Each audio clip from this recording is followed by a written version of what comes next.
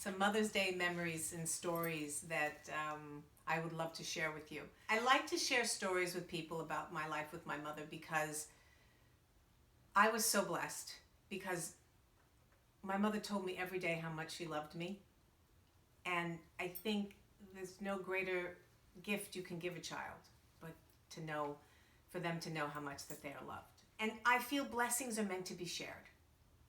And so I share her stories because I pass them along and hope that somebody will take something from them and then maybe share that with somebody else. I grew up in this house in Beverly Hills that my mother bought in 1957. It was sat in a little valley. It had hills, 2.5 acres running up the sides. And my mother believed that land is the most precious thing you could own. She wasn't big on furs and diamonds, even though that was her persona on the stage. In real life, she felt, give me land or buy land because they're not making any more of it.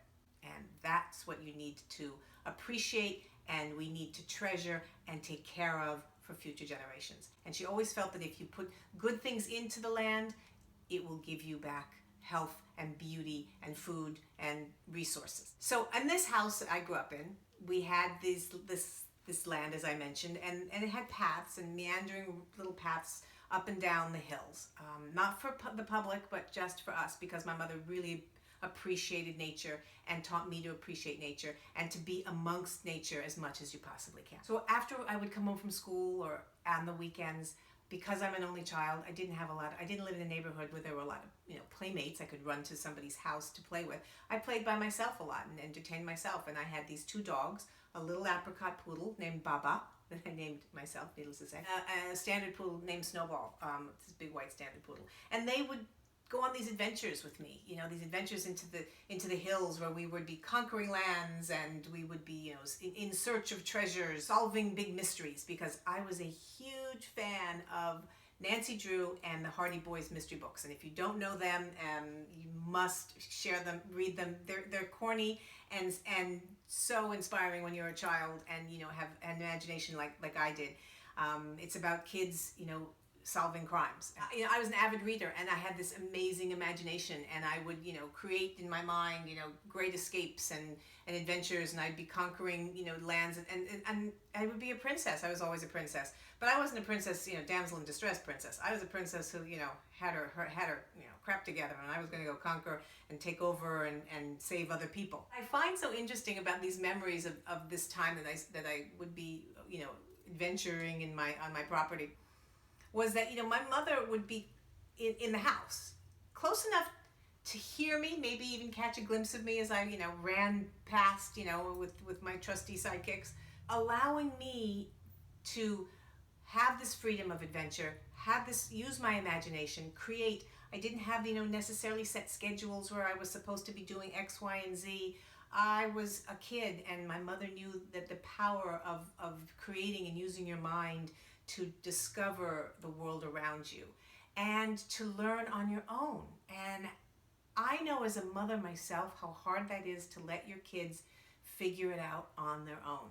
So this metaphor of my mother and allowing me, this freedom to create is sort of how she parented. She parented by allowing me to figure it out, by not necessarily, saying to me, oh, don't do this and don't do that and blah, blah, because she understood that unless you learn on your own, you really don't learn it. That's really hard as a parent to do. I struggle with that with my kids. I have young adults, and it's really hard sometimes, to not want to just jump in and fix it and do it for them. And I tied my son's shoelace, till I don't even know how old he was, because I was able to do it better, faster, and we get out of the house. And, it's a disservice. It is a service to them. My mother gave me this incredible gift of figuring it out on their own. But yet, I also knew that, she was there. God forbid I should fall in the hills or something should happen. She was close enough and to have my back. It's just a little insight into my life with my mother that I wanted to share with you.